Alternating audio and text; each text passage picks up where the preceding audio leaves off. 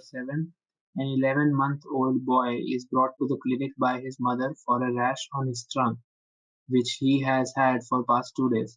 She notes that he is eating less and is more cranky than usual. His birth history is insignificant and his immunizations are up to date. Vital signs include temperature 37.8 100 degrees Fahrenheit, pulse of 98, respiratory rate of 16. The rash features thin-walled, fluid-filled blisters that rupture easily. Fluid samples from the lesions are sent for analysis to a microbiology lab.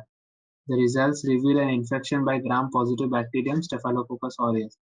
The patient is diagnosed with Staphylococcus scalded skin syndrome.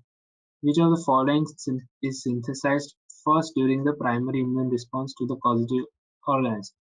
So it is asking that which of the following is first synthesized as primary immune response to the positive organism. This is also a common question.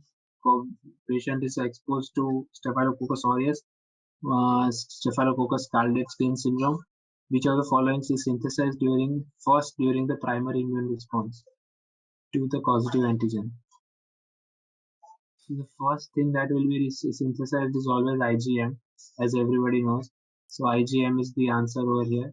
IgG is synthesized in second or third response, which is due to antigen isotype switching.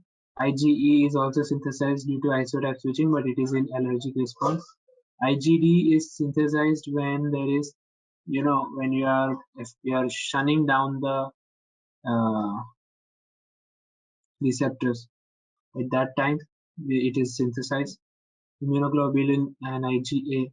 IgA is a humoral response and it is synthesized in the surfaces. Thanks for watching. Please give a thumbs up and subscribe for more.